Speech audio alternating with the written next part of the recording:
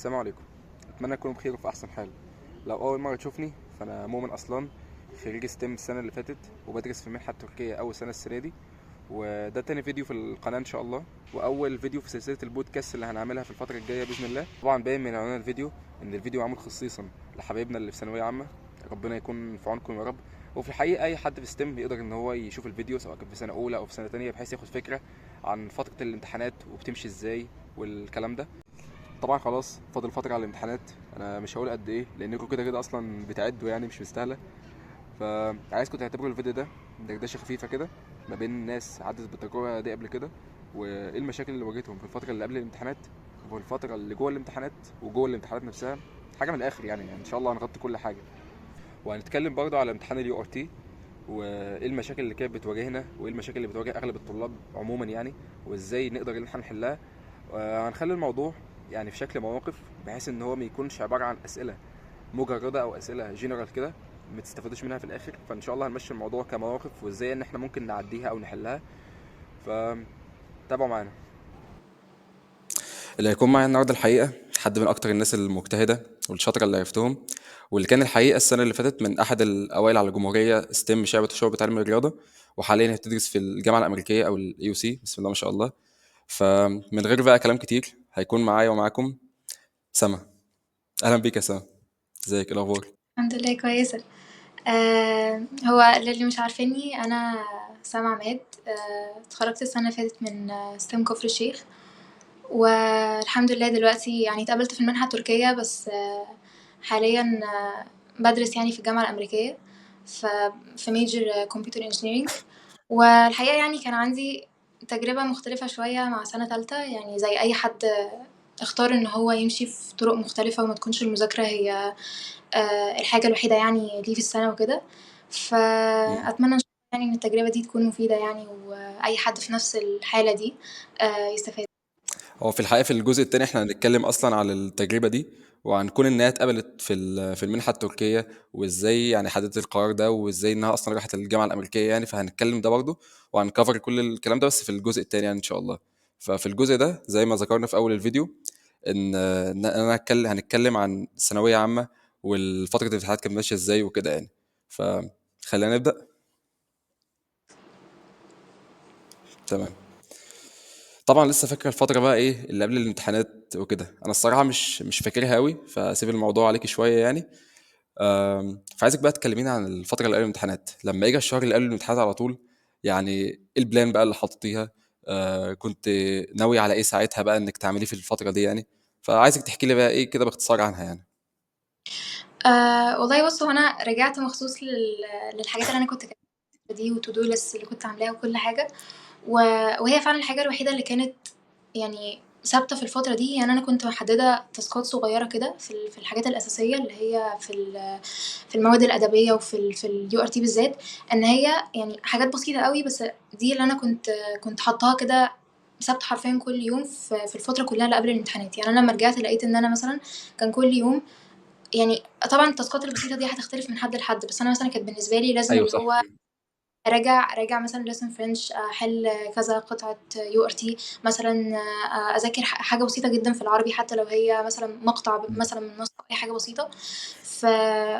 فهي دي الحاجة اللي أنا كنت مثبتاها في الأيام اللي قبل الامتحانات، اللي هو بحيث اللي هو إن أنا مثلا في يوم عندي طاقة ما عنديش طاقة، هل اليوم ده هيبقى productive أو لأ. هي الحاجات دي كده كده ثابتة وهتتعمل بغض النظر عن اي حاجه تانية. كنت حاطه لنفسي يعني الديدلاين بتاعها كده اللي هو الظهر مثلا، عشان كنت بصحى بدري في الفتره اللي احنا قاعدينها في البيت وكده. فكانت كل الحاجات دي لازم تخلص الصبح. فانا بصراحه ما كانش عندي ستادي بلان قوي. يعني انا كنت بشوف كتير بيبقى عندهم اللي هو حاجه كده متخططه، واللي هو انا هخلص على يوم كذا وهحل مش عارفه ايه من يوم كذا ليوم كذا. انا بصراحه الدنيا ما كانتش عندي بالظبط كده، بس انا كنت محدده كل حاجه. انا مش عاملاها، يعني محدده كل حاجه فاضله عليا لسه، وكل حاجه انا مثلا يعني كان بصراحه يعني كان عندي كل الكيسز في كل المواد. يعني في مواد كنت مثلا ذاكرتها ونسيتها، في مواد كنت ذاكرتها بس لسه ما حلتش على اجزاء كتيره فيها، في مواد ذاكرتها وحليت عليها بس نسيتها. فانا كنت كاتبه كل حاجه، وكنت كنت يعني قلت لك اللي هو بحاول بعمل الحاجات الاساسيه لحد الظهر زي ما انا قلت في اليو ار تي والادبي، وباقي اليوم بصراحه بحاول اعمل على قد ما اقدر من الحاجات التانية. ما كانش عندي بلان قوي، بس على الاقل كنت حاطه كده جولز كده، مثلا كل نص شهر او كل شهر مثلا ان انا لازم مثلا على اخر ال 15 يوم دول اكون مثلا مخلصه ماده كذا او مم. بادئه حاجات او هكذا يعني. فده كان باختصار يعني الشهر الاخير كان ماشي كده. جميل. هو انا بصراحه مش من النوع ده، مش من النوع اللي انا ممكن ايه اجي في الفتره واكون مش محدد حاجه بالظبط. انا لازم احط من قبلها بفتره كبيره يعني. يعني مثلا انا كنت في اول 3 شهور كنت حاطط زي ايه، زي تايم لاين كده او مخطط زمني لاول 3 شهور هيمشوا ازاي وكده. طبعا مش بيرفكت يعني زي ما عارفين بقى، لان زي ما عارف في كابستون بقى وكده، في بقى البروجكتس اللي فيما بعد. كذلك برضو في الشهور اللي كانت في النص برضو كنت حاطط تايم لاين، بس برضو ما التزمتش بيه. فجيت بقى في فتره اللي قبل امتحانات الشهر بالذات يعني، فرحت حاطط بقى تايم لاين محترم بقى ايه، وقلت خلاص انا همشي عليه بقى الشهر ده فعلا يعني. فالموضوع بقى كان كالاتي يعني. مثلا في المواد الادبي كان زي العربي وكده، كنت حاطط بالنسبه لي اسبوع معين اخلص فيه كل العربي، كل يوم مثلا ايه درس قراءه مع درس مع نصوص مع نحو مثلا، فاي 6 ايام خلصت يعني. كذلك اليو ار تي اصلا بالنسبه لي انا ما كنتش بصراحه بحل كتير طول السنه، عشان كده في الفتره دي ايه كنت بحل اكتر في اليو ار تي. برضه في مواد انا ما كنتش اصلا بخلصها حتى فتره الامتحانات يعني، برضه هنتكلم عن ده قدام شويه.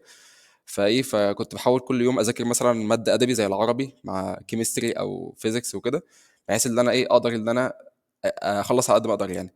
في حاجه كمان برضه، الحاجات اللي انا المفروض ان انا اذاكرها جديد وكده، انا ما كنتش بذاكرها بذمه قوي. كنت بقى بحاول ان انا احل على القديم واثبته وكده، بحيث ان انا لو جالي حته على في الامتحان وكده اقدر ان انا احل عليها كويس مهما كانت بقى صعوبتها عامله ازاي. فالحمد لله ده اللي فرق معايا يعني. بس يعني ده بالنسبه لاول حاجه. كنت في حتة ان انت الحاجات الجديدة مش بتعملها اللي هو يعني اكتر حاجة بيرفكت يعني وكده، دي برضو هقول عليها حتة قدام، عشان برضو كان في الفترة دي من اكتر الحاجات اللي ساعدتني فيها ان انا شلت من دماغي الفكرة بتاعت ان انا لازم كل حاجة تكون مظبوطة. اللي هو انا مثلا لو في حاجة ناقصاني في المذاكرة، فانا مثلا في الفيزيكس انا لازم اروح اذاكر الحاجه واسمع السيشن واحل عليها من كذا مصدر وكده. فانا بحس ان في الفتره دي مش وقته ان احنا نعمل كده يعني. كان اكتر حاجه ساعدتني ان انا بروح على الحاجه اللي هو ماشيه بمبدأ اللي هو ما لا يدرك كله لا يترك كله، وبروح امم احاول موجود في الحاجه حتى لو انا هكون بس معديه عليها، بس اهم حاجه ان انا ادخل الامتحان مش سايبه اي حاجه خالص. فده يعني كنت حاساها بصراحه برضو من الحاجات اللي ساعدتني يعني. بالظبط، متفق معاك جدا الصراحه يعني.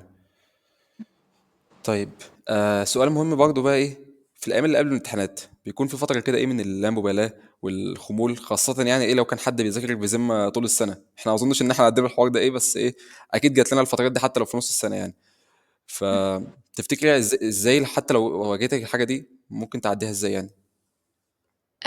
بص، هو في حاجه انا يعني بحب اذكرها على طول في الحوار ده، هي ان انا حاجة عملتها إن أنا بصراحة طلبت مساعدة يعني. يعني أنا كان عندي واحدة صاحبتي، أنا كان حصل لي الحوار ده مثلا في نص السنة كده، اكتشفت بقى إن أنا كل حاجة بايظة معايا.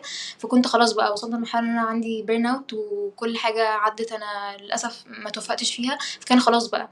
بس أحسن حاجة عملتها إن أنا طلبت مساعدة، وإن أنا وواحدة صاحبتي يعني هي دلوقتي برضه ما شاء الله يعني في طب بشري، وصلت للي هي عايزاه وكده. مشينا مع ما شاء بعض الله. اللي هو قعدة عشوائية جدًا، واتكلمنا عن كل حاجة، وكل حد فينا فين في المنهج، وإيه اللي لسه يذاكره، والحل إيه من أول السنة والحاجات دي. وبدأنا إن إحنا مع بعض يعني، كان حرفيًا مثلًا بنفتح Zoom meetings من أول ما نصحى لحد ما ننام. يعني حرفيًا كل واحدة بتروح تعمل كل حاجة في يومها عادي، اللي هو مثلًا تعمل كل حاجة، بس إحنا لسه فاتحين مع بعض، وإحنا الاتنين مع بعض في كل حاجة من أول يوم لآخره، اللي هو بنذاكر مع بعض. فأنا حاسة الحوار ده كان مم. بيساعد، يعني حتى في الوقت اللي أنا يعني يعني مثلًا أنا فعلًا كان في الفترة دي اللي هو أنا لو كنت لوحدي ما كنتش هاعمل أي حاجة. بس يعني مم. رغم مثلًا إن كان في أوقات كتير حتى مهما هي كانت مشجعاني ومعايا وكده، كنت أنا برضه باحس إن الburnout بيتغلب عليَّ، وإن أنا برضه مش قادرة أعمل حاجة. ساعات كنت باقعد في الZoom طبيعي meeting معاه يعني، هي فاكراني باذاكر بس أنا فعلًا مش باذاكر من كتر ما أنا مش قادرة، كان بيحصل كده. بس still حتى لو مم. هاطلع من مساعدتها ليا مثلا بنص ساعة في اليوم مذاكرة أو ساعة أو ساعتين أو أي حاجة، فده كان أحسن برضو من إن أنا أكون لوحدي وأطلع بولا حاجة يعني. فباختصار يعني من كل ده، هو أنا شايفة إن أحسن حاجة لو أنت في حد بجد ممكن تطلب منه المساعدة وتكونوا سوا وكده، الحوار ده هيكون سهل قوي، خاصة كمان إن هي كانت علم علوم وأنا علم رياضة. فكان الموضوع ما فيهوش أي كومبيتيشن، ما فيهوش أي مثلا ضغط بتحس بيه واحدة ناحية التانية، أو اللي هي عملته، أو هي ايوه. فين في دي. فكان الموضوع بصراحة مساعد قوي يعني. فدي من أكتر الحاجات اللي شايفاها كانت بتساعد في الحوار ده يعني معايا. مم. طب سؤال بالنسبه بس للموضوع ده، انت ذكرت ان كنت هي علم علوم وانت علم رياضه، فانت بتحب انك تحل مع حد مثلا يو ار تي او كده، ولا بتحل لوحدك يعني احسن وكده يعني؟ بصراحة وأنا مش من الناس اللي باحب أحِل أوي مع حد أو كده، بس يعني عشان كنت باحس إن كل مختلف يعني، وباحس إن الموضوع ممكن يخلق ضغط شوية ما بيننا، اللي هو مثلًا أكيد أنا إمم. في حاجات في مواد معيّنة أنا شاطرة فيه أكتر مثلًا، فممكن أكون باحِل بسرعة درجاتي فيه أحسن، هي حاجة تانية، فباحس إن الموضوع ساعات ممكن يبقى بيعمل ضغط من ناحية، يعني من ناحية الحوار ده إن إمم، إمم. يعني، فأنا كنت باحس بصراحة إن أنا أبقى لوحدي يعني أحسن، بس على الأقل إحنا عارفين إن إحنا بنساعد مع بعض، وإن إحنا بنشجّع بعض ومع بعض يعني إن إحنا نحل URT عامةً، بس إن إحنا بقى جوّه الحل نفسه وجِبنا يعني جوّه الحل نفسه بصراحة لأ، كل حد كان بيبقى لوحده يعني. بصراحة أنا بالنسبة لي برضه بافضّل الحل لوحدي، لإني باشوف الحتّة دي باقدر إن أنا أختبر نفسي إزاي، أو باشوف اللي أنا أصلًا واقع فيه وكده، لكن لمّا أقعد أحل مع حد بقى إيه، باحس إن الموضوع كمنافسة بس، اللي إحنا بننافس بس بعض إيه، وده مين اللي هيعلّي على التاني المرّة دي، مين هيعلّي على التاني المرّة دي، فنفس الكلام بتاعِك يعني. لكن مثلًا بصراحة في الTOC أنا كنت ساعات باحب أحل مثلًا مع ناس عارفة أكتر منّي، أو حتى لو حد عارف يعني أقل منّي في المادة دي وأنا مذاكر أكتر منّه، باحب إن إحنا نقعد نحل مع بعض، باحس إن الموضوع بجد يعني إيه، بيفرق بجد معايا يعني. يعني لو بالذات في الmath أو الmechanics بالذات يعني. أنا بس بصراحة ده أنا بالنسبة للنقطة دي يعني. كده كنت برضه لازم أقعد مع حد بصراحة، كان باحس الموضوع مفيد أكتر يعني من الURT بكتير. دي حقيقة فعلًا يعني. طب سؤال بقى إيه يخُص إخواتنا المزنوقين يعني، وأظن كل واحد فينا كان مزنوق في حاجة معيّنة يعني في المنهج وكده. أنا واحد دلوقتي بقى إيه، يقول لي: "يا أنا ما فتحتش المنهج، أنا يا دوبك عارف لي كام session من أولى، على كام session من تانية، ويا دوبك إيه ممشّي الدنيا كده في تالتة في أول سنة تالتة وخلاص أنا موقّف في إيه لحد فترة الامتحانات يعني." وأنا شُفت بجد من الناس دي كتير، مش الموضوع مش مبالغة. فلو حد زي كده يعني في الشهر الأخير اللي قبل فترة الامتحانات، يعني تفتكري إيه أحسن حاجة اللي هو ممكن يعملها؟ هو بصراحة يعني أكيد الوضع ده هيكون صعب، بس هي هتكون إجابة كليشيه جدًا، اللي هو أكيد بتتقال لنا أصلًا من أول السنة، اللي هو الURT والأدبي. إمم. يعني أنا شايفة إن الTOC بصراحة مش هو الفيصل خالص في أي حاجة، و وأنا شايفة إن بالذات الشهر الأخير يعني لو حد ركّز فعلًا على الURT إن هو يضبّطه، والأدبي إن هو بجد ما يدخلش الامتحان وهو سايب أي حاجة، يعني أنا شايفة إن هو في حتّة كويسة جدًا يعني وهيعرف يدخل الامتحانات ويأدّي فيها أيوه، أيوه. كويس. زائد بقى أنا شايفة إن حاجة مهمة بصراحة إنك تحدد برضه نقاط ضعفك كلّها، يعني مثلًا أنا مثلًا ما كنتش حلّيت يعني مثلًا كان في الفترة الأخيرة في آخر شهر مثلًا، أنا عارفة إن كل الناس بتركّز على URT الchemistry والphysics والenglish والحاجات دي، بس أنا عارفة إن أنا الحاجات دي أنا حالة عليها عشان كنت باجهّز لامتحانات قبل كده، والحاجات دي أنا إلى حدٍ ما عارفة إن أنا مستواي كويس فيها، فمش هاجي أعاند في نفسي بقى وأقول إيه أنا لازم أعمل زي الناس ولازم أقعد أحل والحاجات أعمل دي. زي الناس الباقية وكده آه. بالضبط، لأ خلاص أنا عارفة إن نُقط ضعفي في حتّة تانية، فأنا خلاص هinvest وقتي في إن أنا أذاكر حاجة تانية، و وأكون عارفة يعني بصراحة أحُط أولويات يعني وكده. زائد بقى إن هو أحسن حاجة بصراحة في الشهر الأخير ده إن هو زي ما قُلت في الأول إن هو يمشي بحاجات الصغيّرة أوي، إن أنا أكون كل يوم يعني ب باعمل اللي هو زي 1% rule كده، اللي هو إن أنا كل يوم باعمل حاجة صغيّرة أوي إمم. في كل المواد بحيث إن أنا أعرف إن خالص في آخر الشهر أو لحد ما أوصل للامتحانات الحاجات دي هتأدب وتبقى إن أنا مثلًا مخلّصة نُص المنهج، مخلّصة تلات أرباع المنهج كلّه أي حاجة، بس إن أنا أعمل حاجات صغيّرة أوي بحيث إن أنا أعرف أعدّي على أكبر قدر ممكن من الحاجات، لإن ممكن بأبسط حاجة الامتحان ييجي سهل، يعني أنا مثلًا بالنسبة لي في الmechanics أنا كنت شايفة إن أنا متأخرة وما ذاكرتهاش أحسن حاجة وما حليتش كتير، والامتحان بقى كنت خايفة إمم. ييجي مستوى جامد جدًا ومش هاعرف أحل فيه حاجة، بس هو الحقيقة إن مستوى الامتحان جه في الآخر مستوى كويس، مستوى مش جه معتمد على كويس آه. إمم. بالضبط، مش معتمد على إن أنا حالة وأذكى واحدة في مسائل الmechanics ولا حاجة، فهو أنت ما تعرفش يعني الامتحان كان theoretical أكتر آه. بالضبط، هو الامتحان بس إن أنت معدّي على كل حاجة وعارف بس كده يعني عارف الحاجة وخلاص فاهم؟ فأنت ما تعرفش أيوه، يعني أيوه. ممكن الحوار ييجي كده وتكون أنت بمذاكرة بسيطة جدًا تعرف تحصّل الدنيا. فأنا نصيحتي زي ما قُلت في الأول كده اللي هو مبدأ اللي هو ما لا يدرك كُلّه لا يترك كُلّه، يعني حتى لو هتعدّي بس على حاجة مش هتحل عليها، مش هتعمل حاجة، اسمع الsession بس، ولخّص كده حاجة بسيطة وتكون عارفها، أنا شايفة إمم. إن دي هتكون أحسن حاجة يعني قبل الامتحانات بصراحة. لو حد يعني طب اللي جميل أوي هو والله. لسه ناقصه حاجات كتير أو على الأقل ما فتحش حاجة عامةً يعني. إمم، إمم، إمم. طب حلو. طيب بقى دلوقتي أنا واحد مضبّط الدنيا في الTOC، ولكن في الURT رغم إن أنا حلّيت كتير طول السنة وكده، ولكن برضه عندي نفس المشاكل وعندي مشكلة الوقت، أو مش مشكلة وقت كبيرة أوي، ممكن أخلّص مثلًا على الوقت بالضبط، في حين إن إمم. أنا باشوف ناس حواليّا بتخلّص في نُص ساعة، مش نُص ساعة يعني تخلّص مثلًا في ساعة، ساعة إلا ربع. فأنا بجد يعني disappointed بجد في الحوار ده يعني. فيعني تفتكري إيه هي التركّاية اللي في الURT بجد اللي تخلّي الواحد إن هو يقدر يحل في وقت قليل، وفي نفس الوقت إن هو يطلّع إجابات صح؟ لإن برضه في ناس بتحل في وقت قليل وبتلخبط الدنيا خالص يعني، حتى في الامتحان. فتفتكري ايه هي التركية اللي الواحد ممكن يعملها يعني؟ بُص، هو أنا باحس الصراحة السؤال ده صعب أوي، يعني ناس كتير بتسألني على الحوار ده، وباحس ما فيش اللي هو استراتيجي معيّنة أو تريكاية كده تخلّيك اللي هو في الURT خلاص، بس باحس يعني طب بصي، باحس خلينا في الانجليش بس الاول. إيه؟ URT خلينا في الEnglish. الانجليش الاول. اه وبعدين نخش على الماث والميكانيكس يعني بعدها.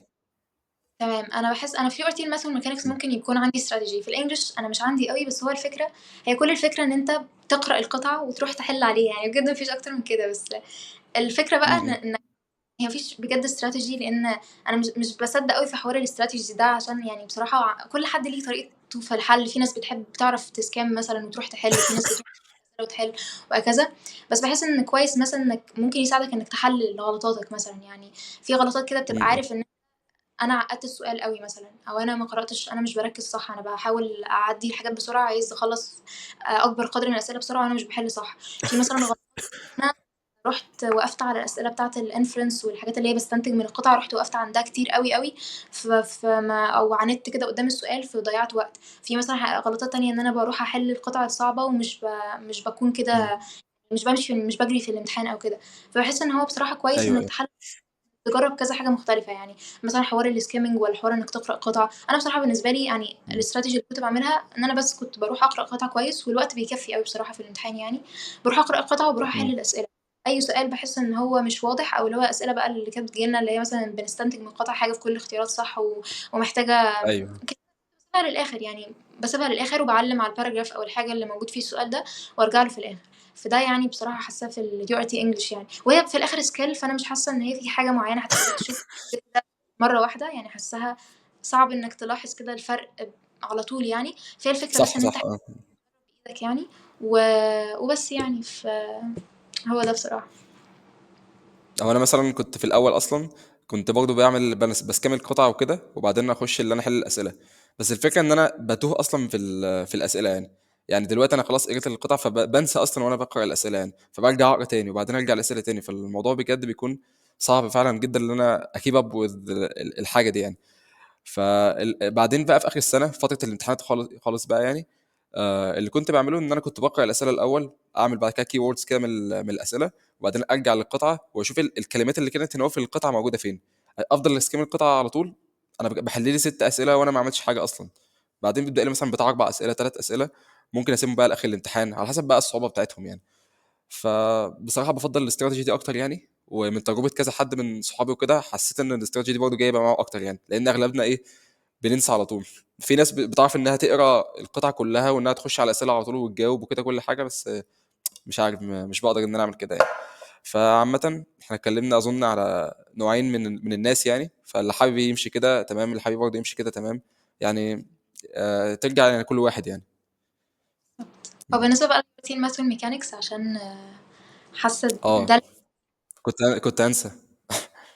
هو أنا شايفة بصراحة يعني كل اللي كنت باعمله، باحس إن دي بصراحة كانت الstrategy بتاعتي في كل الامتحانات عامةً، إن أنا بجد مم. يعني باجري في الامتحان، يعني أنا بجد حرفيًا مش باقف على أكتر من نُص دقيقة مثلًا، يعني أنا بابُص للسؤال، بص هل أنا ايوه. عارفاه خلاص، يعني أنا مثلًا باكون عدّى تِلت ساعة من الامتحان وأنا في آخر سؤال في الامتحان، بس مش معنى كده إن أنا حليت الامتحان، هو أنا باكون مثلًا سايبة نُص الامتحان أو حاجة، بس أنا باكون مم. حرفيًا خلاص ضمنت كل الأسئلة السهلة اللي موجودة في الامتحان كلّه، وصلت خلاص عرفت كل الامتحان. أكيد بقى باكون بقى عارفة خلاص إن مثلًا السؤال ده وأنا باعدّي عليه أنا كنت عارفة إن هو متوسط هاعرف أحلّه، بس هو كان عايز وقت فأنا سِبته، فدول بقى بيبقوا round 2، بتبقى إن أنا أحل الأسئلة اللي هي متوسطة، اللي أنا عارفاها بس هتاخد منّي وقت شوية. وبعدين بقى خالص يعني في الآخر خالص بقى بيبقى اللي هو إن أنا باحاول بقى في الأسئلة اللي هي صعبة أوي. فدي بصراحة كانت يعني في اليورتين ماس وميكو كنت حاسة دي أكتر حاجة، إن أنت بجد ما توقفش على أي سؤال خالص، يعني عدّي على كل الأسئلة وأوصل لآخر الامتحان، وبعدين بقى يعني ارجع تاني بقى من الأول وشوف بقى إيه اللي ناقصك يعني. مم. هو انا في حاجه بقى ايه كنت بعملها في وقت الماث والميكا بالذات يعني، ان انا كنت بعدي على الامتحان كله، بعدي على الامتحان كله مثلا في 5 دقائق اشوف الامتحان كله عامل ازاي وكده يعني. في اسئله اصلا بتحل بالنظر يعني، هم طبعا مش كتير قوي يعني، ممكن مثلا ايه نقول 7 8 اسئله يعني، عشان ما بلغش. بعدين بقى برجع لاول الامتحان، زي ما قلت برضه ايه بعمل، لازم احل الامتحان كله. الاسئله بتقف معايا بقوم سايبها للاخر يعني وكده. فدي برضه الحاجه اللي كانت بتساعدني، لان انا كنت قبل كده في سنه مثلا اولى وسنه تانية كنت بقف عند سؤال واحد واقعد احل فيه واعمل خلاص بقى تشالنج مع السؤال ده يعني، وفي الاخر مش بحل غيره بقى وبيتبقى لي اسئله في الاخر يعني. فدي فعلا مشكله بحس انها بتقابل اغلبنا يعني. ف ما نسيبش بجد بالضبط. اي سؤال في الامتحان غير ما نعمله يعني. بالضبط، وكمان حاجة يعني في الURT الماسوميكا اللي هو في حاجات بتبقى في الآخر، يعني في فايلات في الآخر كده بتبقى اللي هي إن أنت إزاي تستخدم الcalculator وتبقى ذكي في إن أنت لو سؤال مش عارفه أو حاجة تعرف تستخدم الcalculator وتطلّعه وكده. فحاسة بصراحة الحاجات دي برضه امم ساعدتني عامةً في الTOC وفي الURT في امتحان الMath يعني. في اليو تي سي واليو تي اه. بالضبط. انا كنت قبل الامتحان بفتره اصلا ما كنتش عارف الانتجريشن ازاي بيطلع على الاله وكده يعني. فقبل الامتحان فعلا ليله الامتحان شفت بقى كل الرصه دي بقى، شفت بلاي ليست كده الديريفيتيف انتجريشن كل حاجه. بجد ده اللي ساعدني احل بجد يعني 6 اسئله في الامتحان ولا حاجه، وانا اصلا مش عارف الرولز. فالاله بجد مهمه جدا يعني. بالضبط، ما أنا ده اللي كنت باقوله، هي الصراحة أنقذتني في أسئلة كتير. نيجي بقى لفتره الامتحانات نفسها، ودي الفتره اللي اظن محدش ممكن ينساها يعني. قبل ما نتكلم بقى ايه عن الحاجات اللي علاقه بالامتحانات وكده، لما تفكري يا سمر في الفتره دي، فايه اول حاجه بتيجي على بالك يعني؟ هل حاجه سلبيه ولا حاجه ايجابيه يعني؟ لأ، هو بصراحة يعني فترة الامتحانات بالنسبة لي كانت تقريبًا من أحلى الفترات اللي أنا قضيتها في المدرسة يعني. آآ مم. يعني أنا كنت بصراحة حاطة كده expectations معيّنة ليها وتخوّفات معيّنة كده هو شهر امتحانات ثانوية عامة وكده، بس بصراحة طلعت أحلى من متوقعاتي بكتير يعني، وأي حد عارفني هيعرف إن أنا كان عندي مشكلة مع السكن والحاجات دي، يعني ما كنتش باقعد فيه من تانية تقريبًا. فلأ، فترة الامتحانات تقريبًا طلعت منها حابة السكن، ويعني غيّرت حاجات كتير يعني، بصراحة باعتبرها فترة حلوة أوي يعني. جميل. انا برضو والله فتره الامتحانات كانت بالنسبه لي الفتره اللي انا خلاص هودع فيها صحابي كلهم يعني وكده. ما كانتش فتره الامتحانات قد ما فتره الوداع، خلاص اللحظات الاخيره يعني زي ما بنقول. فبس عشان كده ايه، برغم بقى ايه الصعوبات اللي كانت فيها لانها كانت فتره لذيذه جدا يعني. بصراحة طيب بقى نتكلم بقى ايه عن فترة الامتحانات بقى ايه نفسها والكلام ده. انا دلوقتي واحد داخل فترة الامتحانات وفي اللي اوز لسه مسقطها وكده. فهل في الاجازات اللي ما بين الامتحانات اذاكر اللوز اللي انا ما ذاكرتهاش دي، ولا اخليني في القديم بقى وكده وراجع عليه واحل عليه وكده يعني؟ شايف ايه الاحسن؟ هي بتختلف بصراحة عن يعني الكمية اللي هي متأخرة عليك، بس هي في كل الحالات يعني أكيد مش هتقعد برضه تعمل اللي هو يعني مثلًا تقعد تسمع بقى سيشنات شرح أو الحاجات دي. يعني أبسط حاجة مع حد من أصحابك اللي مخلّص الحاجة دي وتقول له قُل لي كل حاجة تعرفها مثلًا عن الأوضة أو كده، وهو ساعتها هتبقى الموضوع سريع أوي. ممكن مثلًا تسمع عن الجزء اللي أنت مثلًا سايبه أو كده، مثلًا سيشن مراجعة وتحل عليه حاجات بسيطة كده وتبقى خلاص عدّيت عليه وضبّطته. بس طبعًا الأولوية لازم إنك تكون بتراجع الحاجات القديمة اللي هي تكون أكيد جزء أكبر من المنهج، وإنك تحل الامتحانات قديمة وكده. بس طبعًا لو الكمية اللي هي ناقصاك مثلًا كبيرة أوي، فأكيد هتقعد لازم تكون بتلمّها يعني، بس برضه still مش هتبقى برضه من سيشنات الشرح وتقعد بقى تحل من حاجات كتير أو كده. هي بس هتكون إنك بتعدّي على الحاجة عشان بس تدخل الامتحان بيها يعني. بس طبعًا الأولوية هتكون إنك تروح تعمل مراجعة للي فات وتحل امتحانات وتمشّي إيديك في الحل والامتحانات القديمة أكتر يعني. واخش على سيشات المراجعة بقى على طول واقعد احل بقى مع نفسي يعني. بالضبط آه. طيب حلو، انا تقريبا عندي نفس الرأي يعني، فما عنديش حاجة ازودها بصراحة في النقطة دي يعني. عايزين بقى دلوقتي نعمل مقارنة بين ليالي القمة، ليالي التي او سي وليالي اليو ار تي. عايزين نقول كده باختصار ايه اللي بيتعمل في كل ليلة فيهم وكده يعني. بُص، هو أنا هابدأ الأول بالعلم عشان هي كانت أسهل الصراحة، ما فيهاش حاجة أكتر يعني، إن هي بس إن أنا باحل الامتحانات القديمة. يعني تقريبًا ما عملتش حاجة زيادة فيهم. غير ان انا رجعت الامتحانات مم. القديمه اليو ار تي اللي هو بتاع الانجليش والكيمستري والفيزيكس. وطبعا اليو ار تي الماث والميكا صراحه بيكون مختلف شويه عشان بتكون فيه قوانين وبتكون فيه حاجات محتاجه اراجعها واقعد احفظها. فانا كان عندي ايوه كده صح. كشكول يعني مجمعه فيه كل قوانين وكل حاجه من اول السنه. ف... فقعدت بقى احفظ كل حاجه واتاكد ان انا كل حاجه، عشان كان عندي المشكله دي بصراحه ان انا بحل على طول من التلخيصات بتاعتي. فانا لما اتحط مع الامتحان لوحدي كده مش بكون قوانين بقى والتريكات وكل حاجه. فقعدت اتاكد بقى ان انا حافظه ايوه كل فاهم. cases وكل حاجة يعني عشان أبقى جاهزة يعني للامتحان. لكن غير كده بصراحة في امتحانات اليو ار تي التانية يعني كنت عادي يعني مش بعمل حاجة غير إن أنا بحل الامتحانات القديمة يعني. كانت أيام بصراحة يعني كانت هادية شوية يعني بصراحة. كانت لكن بقى خفيفة اه. بصراحة بس بقى لكن التي او سي مم. ف... فكنت اللي بعمله برضو ان انا كنت مثلا في مواد تقيله زي الكيمستري والفيزيكس كنت بقعد اعدي على كل برضو التلخيصات اللي انا عاملاها من اول السنه. يعني انا فاكره قبل الكيمستري بصراحه الحاجات دي كانت مفيده قوي. كنت بقعد مع برضو نفس صاحبتي اللي احنا كنا بنذاكر سوا بنعدي على المنهج كله حرفيا من اول حاجه لاخر حاجه من تلخيصاتنا احنا الاثنين. وكنا بصراحه الموضوع ده كان مفيد عشان بجد كنا بنلفت نظر بعض لحاجات احنا ما كناش عارفينها. مثلا قبل امتحان العربي حرفيا كانت في حاجات احنا بنراجعها يعني قبل ما نروح، ونروح نلاقيها في الامتحان بس عشان احنا نبهنا بعض منها او قلنا يعني، او نبهنا بعض منها يعني. بصراحه كان الحوار مفيد قوي يعني. فانا كل اللي بعمله ان انا بعدي على المنهج كله من اوله لاخره، من التلخيصات بتاعتي او مثلا من سيشنات المراجعه او فايلات مثلا او حاجه. وطبعا بحل الامتحانات القديمه يعني، ده اساسي، بس كان لازم اعدي على المنهج يعني. عشان كان عندي بصراحه ناس من اصحابي ما كانوش بيعدوا على المنهج خالص، كانوا بيدخلوا على الحل على طول. بس دول يعني كان عشان هم مراجعين كويس على حاجات قبل الامتحانات وداخلين الامتحانات فاكرين كل حاجه. بس انا بصراحه عشان اكيد كنت ناسيه اجزاء كبيره، وكنت برضو مركزه على حاجات قبل الامتحانات تانية، كنت لا ناسي حاجات كتير، فكنت محتاجة بصراحة أعدي على المنهج وأراجع عليه يعني. حلو قوي. انا تقريبا عندي نفس الكلام يعني. يعني مثلا فتره ليله الامتحان بتاعه العربي، انا يا دوبك رجعت بس ايه النحو كده سريعا، وطبعا خلاص الحاجات بقى كلها انا كنت اصلا خلاص حافظها كويس يعني. فدخلت احل على طول، دخلت احل على امتحانات قديمه قديمه وبس. وبحب بجد في العربي ان انا احل نحو مع حد، احل نحو مع حد فاهم يعني وكده. بحب ان احنا الاثنين يكون عندنا برضه اراء برضه في النحو وكده، لان بيكون في اختلافات كتير يعني. فده بالنسبه للعربي يعني. بالنسبه مثلا خلينا نتكلم مثلا عن المواد العلميه وكده. الامتحان الكيمستري كان الاورجانيك. كان في حد صاحبي يعني ما كانش مذاكر الاورجانيك كويس، فقعدنا نراجع بقى الاورجانيك دليلتها، ونراجع بقى كل المعادلات اظن يعني اهم حاجه في الاورجانيك، فعشان كده كنا بنراجعها. لكن بقى الحاجات الباقيه اللي هي مثلا زي ايه، زي الكيناتكس بقى والكلام ده، بصراحه ما وصلناش عليها قوي، لان الاورجانيك هي كانت اكتر حاجه بتتنسى يعني. فعشان كده دي الحاجه الوحيده اللي رجعناها، وبعدين دخلنا حلينا امتحانات على طول. انا شايف حل الامتحانات بصراحه مهما كنت مسقط من حاجات، فهو اهم حاجه ليله الامتحان يعني. يعني بجد مثلا لو اليوم هتبداوا مثلا من الساعه كام، من الساعه 12، هو ساعتين بس مراجعه، 3 ساعات بقيه اليوم كله هو حل امتحانات. حتى لو في حاجه مسقطها هتاخدها من الامتحانات.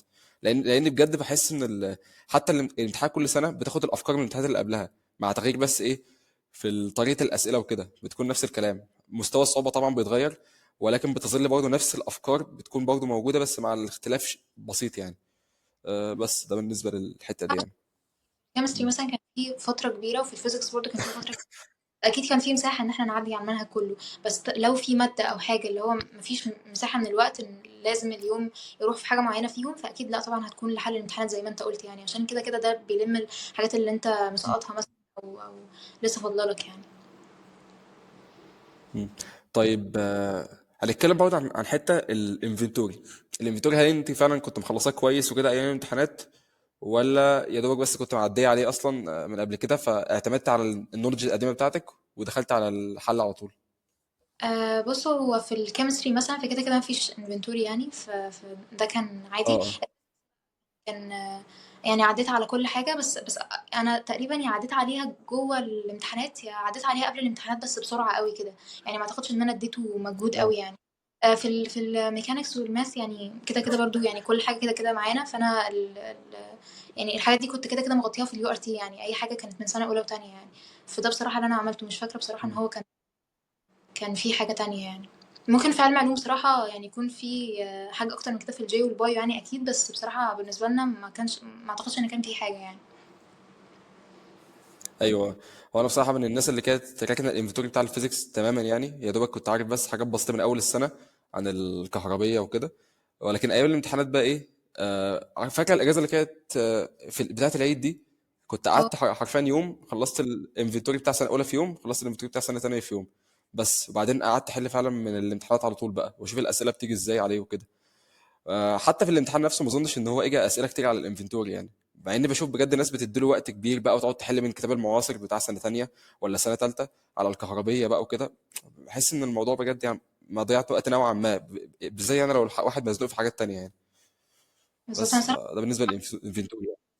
الكيمستري عشان كده كده كنت باخد مع مستر سيف. هو كان دايما كل حاجة مع بعض. فأنا يعني كنت كنت كل حاجة. اه، نفس الكلام اه. ما كنتش بركز يعني ده في ايه.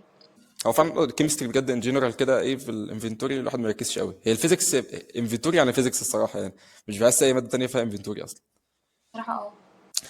طيب تفتكر بقى ايه الحاجه الرئيسيه اللي بتفرق في ايام الامتحانات يعني، عن الحد اللي ممكن يكون مثلا متاخر في الايام دي، وفي الاخر ممكن يكون بيرتب او يجيب مجموع عالي، وما بين حد بقى ايه ممكن يكون بيذاكر طول السنه بس جاب مجموع كل حاجه، بس الترتيب بتاعه مش احسن حاجه يعني. فشايفه ايه الحاجه اللي بتفرق فعلا بين الاثنين؟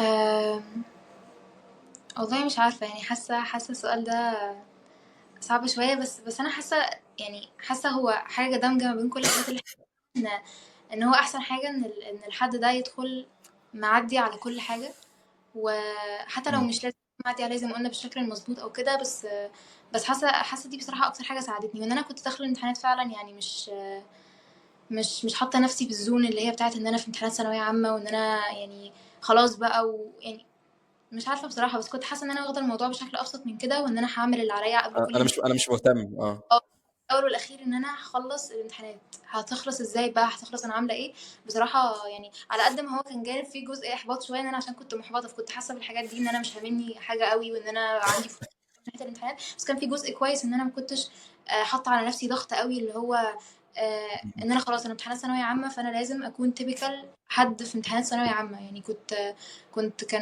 كنت شايلة من على نفسي الضغط ده شوية يعني، زائد إن أنا كنت باحاول زي ما قُلت لك أعدّي بس على كل حاجة وأدخل الامتحان مخلّصة المنهج أو معديّة على حاجة يعني، و مم. وبس يعني حاسة دي أكتر حاجة بصراحة فرقت معايا يعني. هو فعلا الثبات الانفعالي في الفتره دي بالذات يعني، فهو بجد هو اهم حاجه يعني. وبرضه في حاجه كمان، في خيط كده رفيع قوي ما بين اللامبالاه وبين فعلا هدوء الاعصاب. يعني انا حاسس ان انا كنت عارف ان انا وازن بين الحاجه دي. انا فعلا كان عندي لا مبالاه رهيبه يعني في ايام الامتحانات. عادي يعني، خلصت الامتحان مثلا في امتحان الماث، طالع من الامتحان نص الامتحان يعني حله اي كلام، مش متاكد منه كده. عادي يعني، ايه المشكله؟ فاللي هو ايه، اللامبالاه حلوه، ولكن برضه لازم يكون برضه معاها ايه. لا، انا فعلا يعني عارف ان انا مش ببالي في الامتحان ومش مهتم وكده، ولكن في نفس الوقت انا فعلا بعمل اللي عليا وكده يعني. لكن لان في ناس فعلا بتبقى لا مباليه بالحوار ده، ويحصل اللي يحصل، مش بتعمل حاجه، او بتعمل حاجه بجد بجد اي كلام، مع ان دي الفتره اللي خلاص يعني الواحد لازم يجيب فيها اخره يعني. في الامتحان نفسه بقى مش هقول لك ايه اهم نصيحه عشان الامتحان نفسه، مش بحب الاسئله الجنرال يعني، خلينا نكون واقعيين. دلوقتي انا في امتحان يو ار تي، ولنقل مثلا يو ار تي ماث وميكا، لان هو اللي معرض يحصل في الموقف ده. انا دلوقتي واحد مظبط وقتي والدنيا جميله وكل حاجه يعني، بس مثلا انا قعدت في الماث احل فيه ساعه كامله، فاضل لي مثلا نص ساعه او تلت ساعه في الميكانيكس يعني. فتفتكر الواحد ممكن ازاي يعني يهندل الدنيا دي لو اتغدر مثلا في حاجه زي كده يعني؟ هو أنا شايفة إن أحسن حاجة هي حاجة أصلًا إحنا قُلناها، إحنا أهم حاجة نمشي بكل الامتحان نحل كل حاجة إحنا عارفينها، أي أسئلة تافهة أو أسئلة سهلة نحلها كلها ونضمنها، مم. وبعدين نرجع للامتحان نحاول بس في الأسئلة ال اللي هي متوسطة شوية بس إحنا ممكن نكون عارفينها أو هي هتاخد خطوات أكبر وهكذا يعني. حاسة هو بس مم. الحاجة الوحيدة إن إحنا يعني ما نعطلش قدام أي سؤال، ما نقفش قدام سؤال ما نبالغش نحس إن إحنا مش عارفين نحل حاجة أو كده، نعدي بس نحل كل الأسئلة التافهة وبعدين نرجع بقى لكل حاجة يعني. وأنا بصراحة باحس يعني إن أنا يعني بجد في آخر مثلًا ربع ساعة في الامتحان مش عارفة بس يعني حصل لي كده يعني بتحصل لي كتير إن أنا كده الدنيا بتتفتح كده وألاقي إن أنا باحل أسئلة كتير أنا ما كنتش عارفاها مثلًا ايوه. في أول مرة أنا كنت باحل فيها. فأنا باحس إن أهم حاجة كده إن إحنا يعني نحل كل اللي عارفينه وبعدين نهدى ونرجع تاني يعني نحل من الأول. وفي أسئلة كتير ممكن تيجي بجد كده حتى لو إحنا مش عارفين إحنا بنعمل إيه، بس بجد يعني بتتحل في الآخر يعني بتبقى أحسن بكتير ما إحنا متوقعين. يعني ساعات بابقى حاسة كده إن أنا ما حليتش حاجة في الامتحان مثلًا لو أنا وصلت لآخر الامتحان أنا سايبة نُص الامتحان، بس لمّا مم. بارجع بالاقي إن أنا لأ، يعني أنا حليت كويس أوي واللي متبقي مش كتير أوي زي ما أنا كنت متخيلة يعني. ايوه فعلا صح. هو انا اصلا بصراحه حصل معايا الموقف اصلا في امتحان اليو ار تي ماث والميكا. انا كنت قاعد بدات في الميكانيكس الاول اللي هو الجزء الثاني من الامتحان، فقعدت احل في الميكانيكس لمده ساعه كامله فعلا، وانا اصلا ما خدتش بالي فعلا من الوقت. واتبقى لي بقى الماث كله. اظن الماث كان سهل ساعتها نوعا ما يعني، فالحمد لله ده برضه كانت نقطه في صالحي ساعتها يعني. فدخلت بقى في الماث، النص ساعه حرفيا انا ما بوقفش يعني، عمال امشي امشي امشي، وقف معايا مثلا بتاع ست اسئله. انا كنت خلاص في اخر دقيقتين في الوقت اصلا والورق بيتسلم. الست اسئله دول بصيت على كل واحد فيهم، يلا راندوم راندوم راندوم، بس طبعا راندوم منطقي يعني، لان انا اوريدي كنت قاري الاسئله دي. فزي ما قلت لك اصلا انا كنت في اول الامتحان خالص كنت بعدي على الاسئله كلها، وكنت بكون قاريها وكده يعني. فشايف النقطه دي هي النقطه اللي بتساعدك حتى لو انت اتزنقت في اخر الامتحان، فانت اوريدي اصلا عارف الاسئله كلها وقاريها يعني، فعارف ايه السؤال ده مدى صعوبته عامله ازاي وكده يعني، فمش اللي انت هتعد عليه لاول مره يعني. بس فعشان كده برجح احيانا ان اللي بيخش امتحان اليو ار تي بالذات اللي هو ميكا ان هو يقرا الاسئله كلها، يعدي عليها كده في 5 دقائق او اقل من 5 دقائق، بس وبعدين يبدا يحل يعني. طيب، اظن خلاص اتكلمنا بقى ايه عن الفتره اللي قبل الامتحانات والفتره بتاعت الامتحانات وجوه الامتحانات يعني. أم... نتكلم بقى ايه عن الناس اللي داخله ثالثه بقى دلوقتي. مش هقول بقى ايه الغلطات اللي انت وقعت فيها، انا عايزك من وجهه نظرك يعني ايه الغلطه اللي ممكن اللي اي حد لازم هيقع فيها، لازم هيقع فيها فعلا وهي حتميه، وازاي اللي انا ممكن احد منها وكده، ده لو عندك يعني. هي مش غلطة قوي، بس أنا حاساها حاجة يعني بصراحة حتمية، يعني خاصة عندنا في ستيم أو كده. هي إن كده كده لازم نتقبل فكرة إن دايما هتكون في حاجات متراكمة، وإن إحنا مش هنكون واصلين لأحسن حاجة، عشان فعلا مهما كنت بادئ من day one، هو في دايما هيكون أحسن، ودايما هتحس إن في سيشنات متراكمة، وفي حاجات أنت محلتهاش، وفي مراجع لسه ما عدتش عليها، وهكذا يعني. فهي مم. مش حاجة اللي هو إن أنت تستسلم ليها بقى وخلاص، اللي هو كده كده إحنا كلنا بنتأخر وكده. بس هو على الأقل تتقبل الفكرة إن هو كده كده، ان دي يعني هي في كود كده على طول بقولها في الحوار ده، ان هو your current situation is not your final destination. يعني مهما كانت حالتك دلوقتي ان انت مراكم سيشنات ومش حالل حاجة والدنيا بايظة، يعني بسبب عوامل كتير، مثلا projects الكابستون، مثلا حد داخل في طريق الادميشنز، حد وراه اي حاجة غير المذاكرة، فهو ده عمره في الاخر هيكون عامل ازاي، وعمره ما هيحدد اداء في الامتحان عامل ازاي، عشان زي ما قلت هي بتعتمد على حاجات كتير قوي، خاصة عندنا في ستيم يعني. فهو يعني الموضوع، يعني هي مش غلطة، بس هي حاجة كده كده مم. بتحصل معانا كلنا، حد يهون على نفسه يعني، ويتقبل الفكرة دي، ويحاول يحسن منها يعني. ف بس هو تقريبا برضه الحاجه اللي عندي هي برضه مش غلطه قوي يعني. انا مش هقول بقى حته ان الواحد ممكن يحصل له بيرن اوت وكده، لان في ناس فعلا بتقدر انها ايه تتعامل مع الحوار ده بكل اريحيه، وفي ناس مش بيحصل لها غير فتره قليله قوي يعني، مع انهم قليلين، بس ايه مش هنتكلم عن دي. بس الحاجه التانيه بقى ايه، واللي قريبه اصلا من نقطتك يعني، ان تقبل فكره ان في وقت كبير قوي هيضيع في السنه، يعني في وقت كبير هيضيع في النص. فما نوقفش نفسنا بقى ايه على الوقت اللي بيضيع ده. لا يعني نبقى عارفين ان احنا هنيجي في فتره معينه هنلم فيها الدنيا دي. بس لازم برضه تكون حاطط برضه بلان وعارف انت هتلمها امتى، لان فعلا في ناس بتكون ماشيه وخلاص، انا حتميا أنا في وقت هيضيع مني، انا بقول كده لنفسي مثلا، بس مش عارف هلم امتى. ما انا لازم برضه اكون عارف انا هلم امتى. ممكن مثلا الم في اخر الاسبوع، ممكن الم الشهر الجاي، على الاقل اكون عارف انا هلم امتى. واللي انا بحطه ده هل هو فعلا مناسب لقدراتي، ولا انا بتكلم كده وخلاص وبحط بلانز وهميه وخلاص. فبحس ان الفتره كمان اللي قبل بدايه السنه، ان الواحد لازم يفهم فيها نفسه، يفهم هو آه، بيقدر ان هو يلم كل حاجه في قد ايه. برضه يفهم برضه نقط الضعف برضه في اليو ار تي وكده، يفهم نقط الضعف في التي او سي والانفنتوري بالذات، يعني من الحاجات اللي كانت واقعه منه قبل كده. بس فشايف ده الحاجات اللي بتساعد يعني. طب انا برضه حاسه البوينت دي، يعني انا مثلا كنت في وقت كبير في السنه كنت حاسه ان الدنيا بايظه او خلاص مم. يعني. بس قصاد بصراحه انا كنت عارفه ان كده كده انا محتاجه اظبط الحوار ده، يعني انا ما كنتش مستسلمه ليه، او اللي هو خلاص بقى انا الدنيا بايظه وانا كده كده، مع ان كان في فتره كنت خلاص اللي هو بكونسيدر فيها ان انا اصلا مش هعدي، او ان انا ممكن خلاص يعني. بس بس على قد ما هي كانت فتره كده، بس انا كنت عارفه ان لازم انا اللي اكون مسؤوله عن ان انا مثلا آه يعني انا اللي اطلع من الفتره دي باي شكل من الاشكال. وبرده كانت في حاجه بقولها لنفسي في الحوار ده بيساعد يعني، ان انا مثلا كنت بقول لنفسي ان انا اللي انت بتقوليه ده صح، وان انا مستواي دلوقتي دخلني الامتحان مثلا مش هنجح خالص.